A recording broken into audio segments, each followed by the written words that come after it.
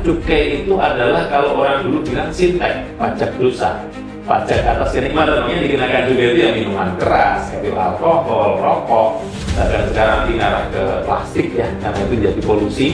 Tidak semua pelanggar itu mau patuh hukum. Ya. Kadang kalau sudah posisi terjepit, dia akan melakukan apapun yang bisa dilakukan.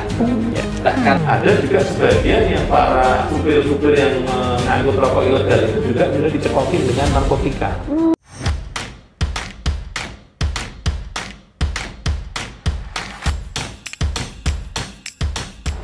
Halo, Assalamualaikum. Salam Om Swastiastu, Namo Buddhaya, salam kebajikan. Halo, apa kabar Sobat Indah? Jumpa lagi bersama saya, Lintang Atmaja, dalam podcast cerita, karena di balik cukai ada cerita. Ini adalah kolaborasi antara Dinas Perindustrian dan Perdagangan Provinsi Jawa Tengah dan Bea Cukai Kanwil Provinsi Jawa Tengah dan Daerah Istimewa Yogyakarta dengan tema peredaran rokok ilegal di Jawa Tengah. Penertiban peredaran rokok ilegal tentunya Sobat Indah tahu ya, merupakan upaya dari memerangi dan mengurangi peredaran rokok ilegal yang tidak memiliki pita cukai atau menggunakan pita cukai palsu. Tentunya ini merugikan dari negara, bukan hanya karena tidak membayar pajak, tetapi juga karena dalam segi kesehatan tidak terjamin kualitasnya. Tentu berbahaya bagi masyarakat. Nah, sudah hadir bersama kita narasumber yang luar biasa. Yang pertama, kita berjumpa dengan Bapak Khairul Hazik, selaku Kabid Penindakan dan Penyidikan. Assalamualaikum Bapak. Waalaikumsalam. Ya, tak kenal maka tak sayang, maka boleh Kak, mungkin kita berkenalan dulu dengan Sobat Indah. Baik, terima kasih. Nama saya Khairul Hazik. Jabatan saya adalah Kepala Bidang Penindakan dan Penyidikan Kanwil DJBJ Bea Cukai Jawa Tengah dan Daerah Istimewa Yogyakarta. Kebetulan kami membiwahi terkait dengan intelijen, penindakan, patroli darat maupun patroli laut, sampai dengan narkotika dan penyidikannya, penyelesaian perkara. Nah, ini dia narasumber kita yang pertama, dan yang kedua ada dari Kepala Bidang Penegakan Produk Hukum Daerah Satpol PP, Bapak Tubayanu APMSI. Assalamualaikum Bapak. Waalaikumsalam. Alhamdulillah berjumpa dalam suasana yang cerah ceria di pagi hari ini ya. Ya. Boleh berkenalan dulu Bapak dengan Sobat Indak yang lainnya? Ya, Assalamualaikum warahmatullahi wabarakatuh. Selamat pagi, salam sejahtera untuk kita semua. Saya Tubayanu, Kepala Bidang Penegakan Produk Hukum Daerah Satpol PP Provinsi Jawa Tengah, yang tentu saja sehari-hari tugasnya menegakkan perda maupun perkada yang ada di Provinsi Jawa Tengah, baik di lingkungan Semarang sendiri maupun sampai Kabupaten Kota Jawa Tengah. Nah, Sobat Indah, kita sudah berkenalan dengan para narasumber yang nanti akan membahas mengenai peredaran rokok ilegal. Peredaran rokok ilegal tentunya ini masih menjadi tantangan yang serius ya untuk wilayah-wilayah di Indonesia, terutama juga di daerah Jawa Tengah. Nah, rokok ilegal ini mencakup dari rokok yang tidak berpita cukai, rokok dengan pita cukai palsu, ataupun rokok dengan pita cukai bekas. Tentunya bukan hanya merugikan bagi negara karena berkaitan dengan pemasukan cukai ya, tetapi juga menciptakan persaingan usaha yang tidak sehat dan tentunya membahayakan masyarakat dari segi kesehatan karena kualitasnya tidak terjamin. Nah, sebagai garda terdepan dalam pengawasan dan penegakan hukum di bidang cukai, Direktorat Jenderal Bea dan Cukai Kanwil Jawa Tengah dan Daerah Istimewa Yogyakarta terus melakukan upaya dalam menekan peredaran rokok ilegal. Salah satu strategi utamanya adalah sinergitas antar instansi, khususnya dengan Satuan Polisi Pamong Praja Satpol PP Provinsi Jawa Tengah dalam menjalankan operasi bersama di berbagai daerah. Betul ya Bapak ya? Nah, melalui podcast ini kami ingin menggali lebih dalam mengenai mengapa peredaran rokok ilegal masih marak. Bagaimana mekanisme dan tantangan penertiban di lapangan, apa dampaknya terhadap pendapatan negara dan pembangunan daerah, dan tentu saja bagaimana peran masyarakat dalam mendukung upaya ini. Dalam podcast cerita ini kami berupaya untuk memberikan edukasi kepada masyarakat semuanya mengenai pentingnya memerangi rokok ilegal demi keadilan fiskal dan kesejahteraan bersama. Mari kita langsung saja berbincang-bincang dengan para narasumber kita. Baik, yang pertama mari kita bertanya ke Bea Cukai terlebih dahulu. Bapak, ini kan banyak dari Sobat Indak mungkin yang penasaran ya, gambaran umumnya mengenai peredaran rokok ilegal di Jawa Tengah itu seperti apa sih Pak? Baik, jadi terkait dengan peredaran rokok ilegal ini menjadi PR bersama. Jadi bangsa ini ya, kita harus ikut bertanggung jawab dan kemudian kita bahu-membahu untuk melakukan penegakan. Memang di depan Bea Cukai kami harus berkolaborasi dengan teman-teman di APH maupun di Pomda ya.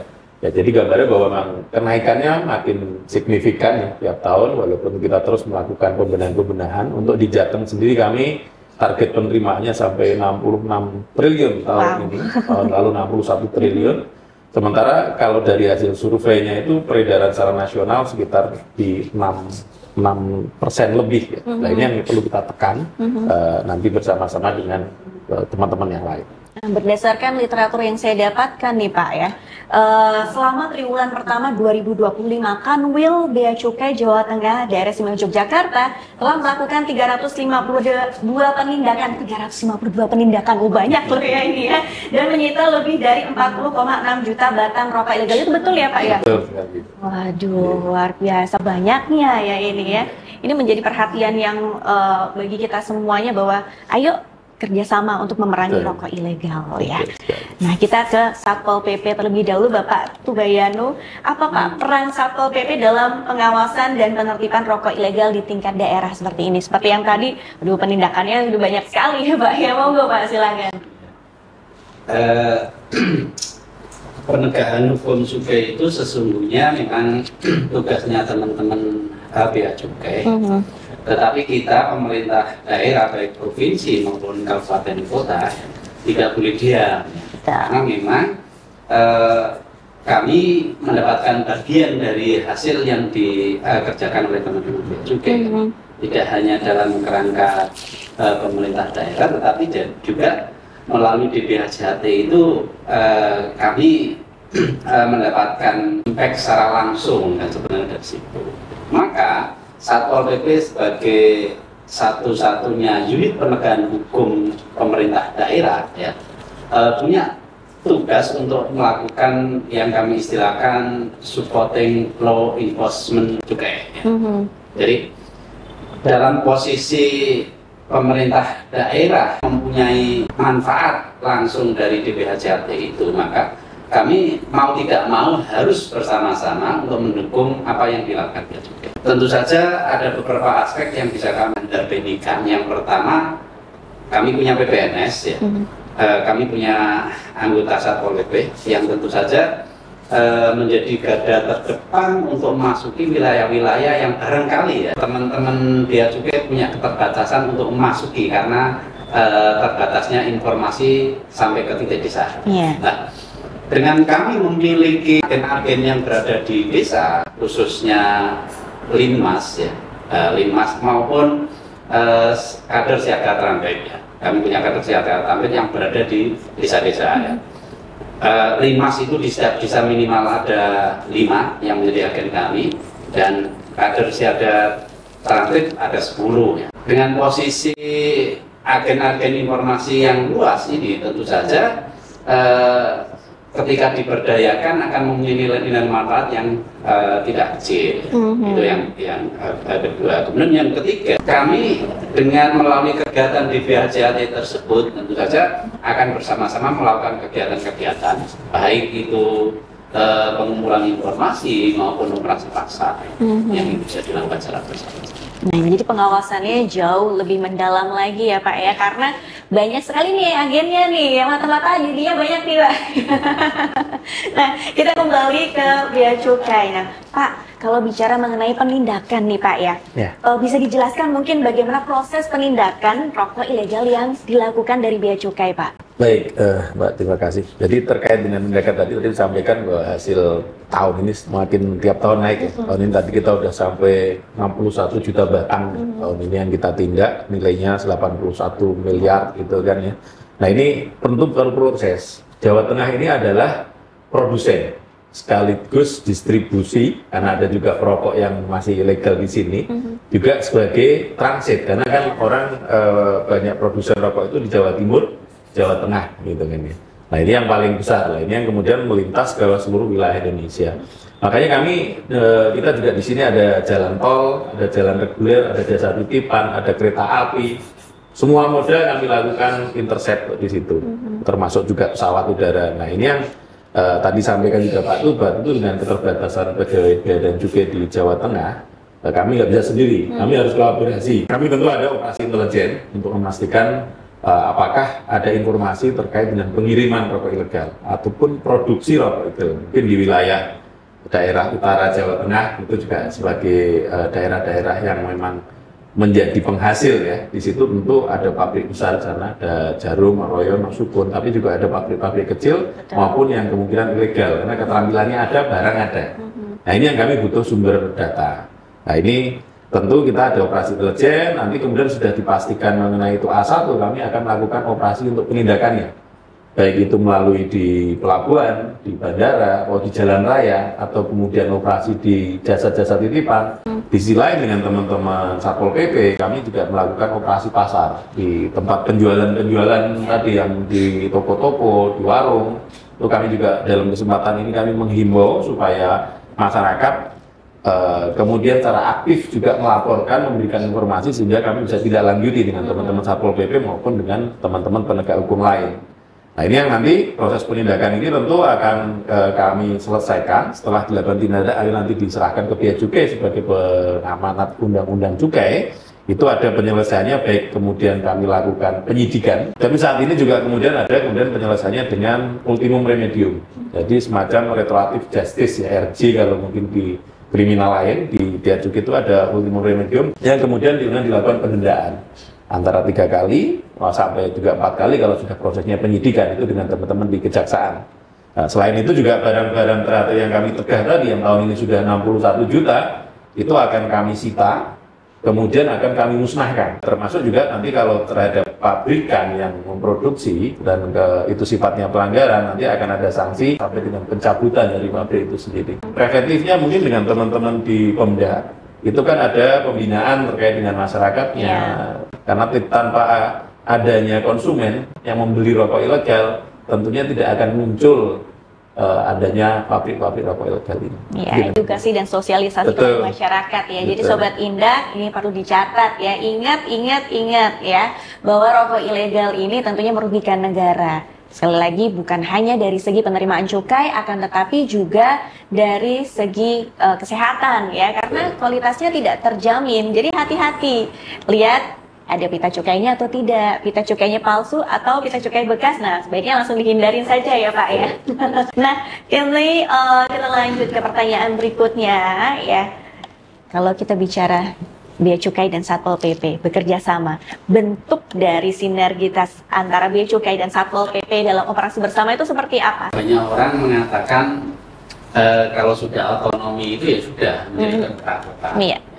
Tetapi di Jawa Tengah ini luar biasa, karena setelah teman-teman Bea Cukai menyediakan sistem zero lag ya, kemudian teman-teman Satpol PP yang ada baik di provinsi maupun kabupaten kota yang menggunakan sistem tersebut untuk melakukan pengumpulan informasi terhadap peredaran rokok ilegal itu sendiri. Maka kemudian teman-teman Bea Cukai akan menindaklanjuti apa yang sudah dikumpulkan teman-teman ini. Karena memang proses penegakan hukum kewenangan kemudi teman-teman Bea Cukai. Kemudian yang kedua, tugas kami yang paling penting sesungguhnya bagaimana mempersempit ruang gerak peredaran rokok ilegal itu. Kemudian operasi-operasi pasar terus digencarkannya. Baik tadi sudah ada sosialisasinya, kemudian ada tindakan hukumnya. Tentu saja hasilnya luar biasa. Mungkin Pak Khairul mau menambahkan? Kebetulan kalau Bea Cukai ini kantornya tidak sebanyak Satpol PP. Personilnya juga tidak sebanyak, tadi sampaikan sampai ke desa-desa. Itu yang memang kami harap menjadi agen-agen yang memberikan informasi lebih valid dan kemudian kita bisa tidak lanjuti, tidak hanya melakukan penegakan di tataran awalnya, tapi kita ingin ungkap jaringannya. Siapa big boss-nya, siapa beneficiary owner-nya yang kemudian menggerakkan jaringan rokok ilegal ini yang ingin kami kejar. Dari kolaborasi tersebut beberapa kali betul tadi diuji, survei terakhir itu untuk wilayah Jawa Tengah itu paling rendah, untuk ada 5 kota besar di Indonesia, hanya sekitar 1% saja rokok ilegal dari hasil survei untuk wilayah Semarang dan sekitarnya. Ini juga menjadi bukti nyata bahwa apa yang sudah dilakukan kolaborasi antara Bea Cukai dengan antara penegak hukum maupun dengan Pemda ini cukup efektif. Tapi jelas di sini masih terbuka ruang masih banyak yang kemudian barang-barang yang dari Jawa Timur, Jawa Tengah yang kemudian juga ada dilakukan penindakan rekan-rekan kami di wilayah lain. Yang tentu itu mengungkap bahwa masih ada ruang bahwa kita di sini juga dilewati rokok-rokok ilegal itu yang harus kita lakukan kolaborasi lebih intens untuk menghentikan itu. Terutama di daerah-daerah pelosok-pelosok ya Pak ya, ini menjadi PR yang luar biasa karena ya edukasi terhadap masyarakat perlu kita lakukan. Banyak sekali peredaran yang mungkin mikirnya hasilnya lumayan jualannya gitu kan, harganya murah, pembelinya itu yang pasti banyak yang seperti itu tergoda untuk membeli rokok ilegal karena seperti itu ya Pak ya, tapi padahal kualitasnya tidak terjamin. Nah, itu dia. Nah, saya penasaran dengan Satpol PP, ada nggak sih tantangannya ketika melakukan penindakan penertiban di lapangan? Tantangan terbesarnya apa nih, Pak? Sesungguhnya kalau kita mau menikmati hidup ya semuanya tidak indah ya Pak. Saya yakin di setiap bidang pasti kita akan menghadapi banyak tantangan. Dan bagi kami sendiri Satpol PP itu adalah sebuah keindahan yang harus dihadapi. Memang cukup banyak tantangan yang harus dihadapi ya. Yang pertama terkait tentu saja tidak semua pelanggar itu mau patuh hukum. Ya. Kadang kalau sudah posisi terjepit, dia akan melakukan apapun yang bisa dilakukan. Bahkan harus menyakiti atau bahkan membunuh orang lain pun dilakukan. Ketika berada di lokasi, tahu-tahu kami di lingkungan perkampungan kampung laut ya kayak gitu, kemudian sudah dikepung oleh banyak orang yang mereka nggak mau pakai baju karena merasa badannya banyak gambarnya, badannya gede, merasa kayak gitu ya. Tapi ketika kita menjalankan tugas, berkomunikasi dengan baik, kemudian menjelaskan maksud tujuan dan seterusnya, insya Allah ya semuanya bisa berjalan lancar. Karena memang kita tujuannya adalah bagaimana menyelamatkan bangsa dan negara ini, bukan hanya sekedar bagaimana pendapatan negara ini besar, enggak seperti itu kan gitu. Yang terpenting adalah masa depan anak-anak bangsa kita. Kemudian yang kedua, tadi dijelaskan tentu saja jumlah personil teman-teman Bea Cukai itu kan cukup terbatas. Dalam posisi seperti itu, ketika teman-teman Satpol PP Kabupaten Kota lagi rajinnya melakukan operasi di menjelang Lebaran, menjelang puasa, ya kayak gitu. Dengan keterbatasan jumlah personil yang ada di teman-teman Bea Cukai, itu tentu saja ada beberapa operasi yang nggak bisa didampingi. Nggak bisa didampingi. Maka kemudian kami memakai norma hukum daerah. Yang pertama, bahwa tidak ada satu titik pun yang tidak boleh dimasuki oleh Satpol PP. Kemenangan Satpol PP bisa masuk ke ruang-ruang privat dengan alasan tertentu untuk menjamin ketentraman dan ketertiban umum. Ini yang pertama. Kemudian yang kedua, terkait dengan proses hukumnya ya. Masyarakat awam itu boleh melakukan tangkap tangan. Maka ketika Satpol PP itu melakukan operasi pasar ya, yang tidak didampingi oleh teman-teman Bea Cukai, maka tindakan-tindakan berdasarkan perda itu bisa dilakukan. Perda dan Tribun itu pasti melarang peredaran barang ilegal, apapun itu, ya, apapun itu, barang ilegal, barang yang dilarang dan seterusnya itu melarang itu. Maka kita bisa melakukan tindakan hukum berdasarkan perda. Jangan sampai kan gitu, ada pelanggaran hukum terus Satpol PP diam karena menyampaikan tidak punya kewenangan. Ini tidak bisa terjadi seperti itu ya. Kita bisa memaksa pelanggar tersebut ya, untuk menitipkan barang buktinya, yang kemudian kita teruskan ke teman-teman Bea Cukai untuk dilakukan tindakan. Di samping itu, teman-teman Bea Cukai juga selalu siap dalam posisi begini. Ketika kami melakukan operasi tanpa teman-teman Bea Cukai, kok menemukan barang bukti yang cukup signifikan jumlahnya, maka teman-teman Bea Cukai akan langsung melesat ke lokasi yang ada. Wah, jadi luar biasa tantangannya untuk Satpol PP ya Pak ya. Begitu banyak karena menyasarnya ke daerah-daerah ya Pak ya. Pak yang pelosok-pelosok, wah ini PR sekali tentunya ya. Nah kita kembali ke Bea Cukai. Nah banyak dari Sobat Indak mungkin belum memahami betul ya mengenai dampak rokok ilegal terhadap penerimaan negara dan dana pembangunan daerah. Ini gimana Pak Khoirul? Terkait dengan dampak tadi yang jelas tadi sudah sampaikan baik terkait kesehatan secara pribadi. Namun kalau kita lihat data di BPS juga prevalensi rokok di Jawa Tengah ini cukup signifikan, di atas 8%. Bahkan mungkin biaya untuk rokok itu lebih gede daripada biaya beli lauk-lauk kan gitu kan. Nah, ini yang susah dikejar. Kemudian kan otomatis karena mungkin rokok itu udah kayak candu kalau yang sudah lebih perokok, akhirnya kami cari yang murah. Nggak lihat bahwa itu legal atau tidak legal. Dampaknya tentu kemudian dari murah ketemu ilegal, ada hak-hak negara yang hilang di situ. Makanya kami sampaikan untuk Jawa Tengah itu kami punya target 66 triliun tahun ini.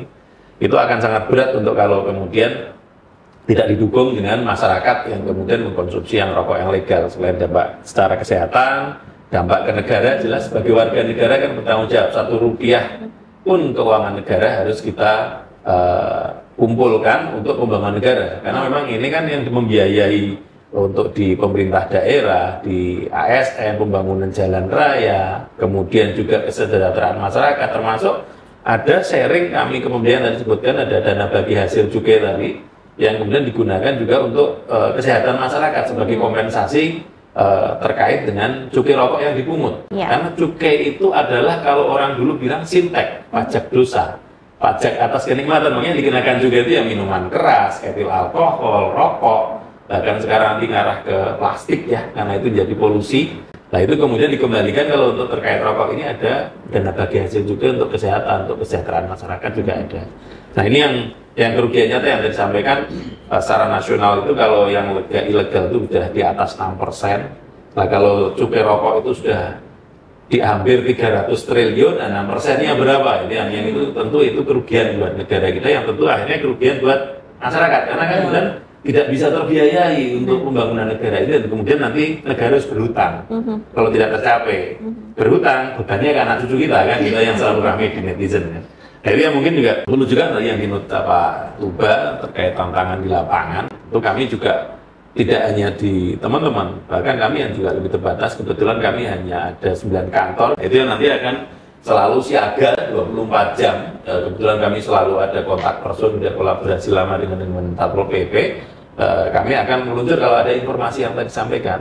Memang tadi Pak Tuba sampaikan bahwa secara penegakan hukum, siapapun masyarakat yang menangkap tangan, kalau tertangkap tangan bisa sama kayak nangkep maling. Nah, tapi terus kemudian nanti penyelesaiannya akan dilakukan tetap kalau kriminal umum dengan kepolisian, karena kebetulan cukai ini adalah lex specialis terkait dengan masalah pidana khusus, ya kemudian nanti penyelesaiannya ada di Bea dan Cukai, seperti yang tadi saya sampaikan penyelesaiannya tadi. Nah kolaborasi ini yang perlu kita lakukan, dan tantangannya memang sindikat ini makin luar biasa. Yang digunakan udah mulai dari searmada bus, kemudian dari travel, ada pakai truk bahkan ditutupin dengan ikan dan lain sebagainya untuk cover yang lain, bahkan mobil mewah. Dan kemudian yang lebih berbahaya lagi, ada juga sebagian yang para supir-supir yang mengangkut rokok ilegal itu juga sudah dicekokin dengan narkotika. Kejadian terakhir mungkin yang diingat kemarin ada mobil yang melawan arah di tol, terus kemudian terjadi tabrakan dengan bis bonek, itu adalah ngangkut rokok ilegal. Dan setelah kami tes dengan teman-teman kepolisian, ada kandungan obat penenang di si driver maupun si kernetnya, ini yang dua-duanya meninggal. Nah ini yang juga menjadi tantangan di lapangan. Kami pernah juga kejar-kejaran sampai 6 jam di tol untuk dihentikan, ya ini mobil patroli ditabrak, baru kemudian mereka nyangkut di debat, baru kita benar bisa amankan bersama dengan masyarakat. Nah ini bukti nyata bahwa kami juga harus ada kehati-hatian, ada benturan di lapangan, ada resiko juga di saat penegakan hukum, yang tentunya kami tidak bisa sendiri, dan kami butuh dukungan dari seluruh jajaran pemerintahan, aparat, Pemda maupun juga utamanya di masyarakat. Kita menuju ke closing statement nih Pak. Mungkin ada pesan atau himbauan terkait bahaya dan dampak negatif dari rokok ilegal. Mungkin Pak Tuba terlebih dahulu. Rokok itu kebutuhan apa enggak sih kan? Ada yang menjawab, saya kalau nggak ngerokok ya Iya. Selesai makan kalau nggak rokok rasanya kurang. Saya pribadi memang punya pengalaman sendiri ketika masih muda merokok. Ketika sudah dewasa kemudian berpikir, kok banyak ya pengeluarannya hanya untuk rokok. Akhirnya kan jadi beban tersendiri. Maka untuk para pemirsa maupun pendengar ya, jika memungkinkan janganlah merokok. Ya. Ya, tetapi kalau memang harus merokok, merokoklah dengan cara yang bijak. Yang bijak ini yang pertama ya belilah rokok yang legal. Dan beli rokok yang legal itu tidak hanya untuk kepentingan negara saja, enggak. Yang terpenting justru malah untuk kepentingan individu perokok itu sendiri. Karena tentu saja cukai itu tujuannya pengendalian, termasuk di dalamnya pengendalian bagaimana kelayakan rokok itu untuk mengeliminir sedemikian rupa terhadap dampak-dampak kesadaran untuk patuh pada norma hukum itu adalah butuh semua pihak, butuh dukungan semua pihak. Maka ya termasuk dalam hal bagaimana mempersempit ruang gerak rokok ilegal ini ya butuh kesadaran semua pihak untuk bersama-sama menyembuyung lah di Jawa Tengah ini biar semakin sedikit ya peredaran rokok ilegalnya. Kalau rokok ilegalnya semakin sedikit, tentu saja dampaknya adalah pendapatan negara akan semakin meningkat. Kalau semakin meningkat, tentu saja yang paling diuntungkan ya masyarakat. Mungkin dari Bapak Khairul? Baik, dalam kesempatan ini saya ingin sedikit mengedukasi masyarakat bahwa tadi sudah sampaikan Pak Tuba, kalau bisa jangan merokok. Karena itu masalah kesehatan. Kenapa di situ ada cukai? Kenapa harga rokok makin tinggi? Itu adalah peran negara untuk membatasi supaya hanya orang yang mampu saja yang bisa merokok dan tidak di anak-anak gitu kan. Nah, dari peran orang tua kami juga meminta untuk kemudian mengawasi anak-anaknya. Karena sekarang banyak anak remaja, SMP, bahkan SD sudah mulai merokok. Nah, ini yang tentu kita harus sadarkan. Kemudian saat tadi yang sampaikan, kalau memang mau merokok, berani, sudah punya modal, ya cari yang legal tadi. Kita harus lihat apakah kemudian dari sisi rokoknya sendiri ada pitanya atau tidak, pitanya itu terang atau burem, ada kemudian tahunnya, itu menjadi indikasi-indikasi itu rokok ilegal apa enggak. Kalau enggak ada hologramnya udah pasti ilegal juga gitu kan. Nah ini yang kemudian bekas kalau kelihatan udah pernah dikletek ya, intinya pitanya itu juga menjadi ciri-ciri yang nanti itu perlu dimengerti masyarakat mana yang legal mana yang enggak. Karena kalau rokok itu ilegal, baik itu yang benar-benar atau bahkan palsu juga, itu juga ada dampaknya, tentu akan berbeda. Terus kemudian harga, itu juga indikator. Kalau harganya itu murah-murah 10 ribuan itu udah perlu dicurigai lah. Kalau apalagi itu rokok yang mesin ya, rokok mesin itu, pasti itu yang murah itu perlu curiga bahwa ini nggak benar. Nah, kemudian kalau ada ketemu, kami juga minta bantuan untuk saluran-saluran resmi kami di Bea Cukai, baik di website maupun nanti kontak center, bisa googling, itu melaporkan kalau ditemukan. Kalau memang yang terdekat ada teman-teman di Linmas maupun Satpol PP, nanti biar nanti mereka melalui Sirolek di sistem kami atau mungkin kontak langsung bisa diinformasikan. Peran masyarakat yang penting. Jadi kalau kami juga saat ini juga ada operasi gurita. Kebetulan dalam sebulan ini kami juga udah nindak sampai 16 juta. Ya, operasi gurita itu juga bagian dari upaya kami untuk melakukan, tapi tentu di masyarakat juga perlu sadar untuk supporting kalau ada orang-orang menawarkan, baik kadang di warung-warung, yang punya warung kalau ditawarin dititipin rokok ilegal, hati-hati karena nanti ada konsekuensinya, nanti bisa ditindak baik oleh Bea Cukai, nanti dibantu teman-teman Satpol PP, itu bisa kena denda, bisa bahkan sampai pidana. Nah itu ancamannya sampai 8 tahun gitu, bisa kalau mengedarkan rokok ilegal ini. Nah ini yang ada minimalnya, minimal 1 tahun kalau di penjara. Kalau pidana lain mungkin mencuri, ancamannya mungkin bisa 2 tahun, 3 tahun, tapi vonisnya bisa 3 bulan. Kalau udah kena Bea Cukai, minimal 1 tahun di penjara. Nah, walaupun barangnya nggak banyak kalau terbukti ya bahwa memang pidana itu. Nah ini yang tolong hati-hati karena ini ada efek pidananya, ada dendanya secara penegak hukum, tapi juga yang utama adalah dari sisi kesehatan masing-masing yang kita harus mendidik diri kita untuk menjadi lebih sehat. Jadi kami ada tagline bahwa kita berani tolak rokok ilegal, berarti kita peduli dengan masa depan bangsa, peduli dengan kesejahteraan, dan peduli dengan pembangunan bangsa ini di masa mendatang. Terima kasih. Iya. Terima kasih Bapak Tubayanu dan juga Pak Khairul. Ya Sobat Indah, jadi gimana? Sudah tahu kan mengapa kita penting untuk memerangi rokok ilegal? Oleh karena itu, yuk berperan aktif dalam memberantas peredaran rokok ilegal dengan kita melaporkan juga ya kalau misalkan mendapatkan informasi terkait peredaran rokok ilegal kepada Bea Cukai atau pihak berwenang lainnya. Saya Lintang Atmaja pamit undur diri, sampai jumpa lagi di podcast Cerita, karena di balik cukai ada cerita.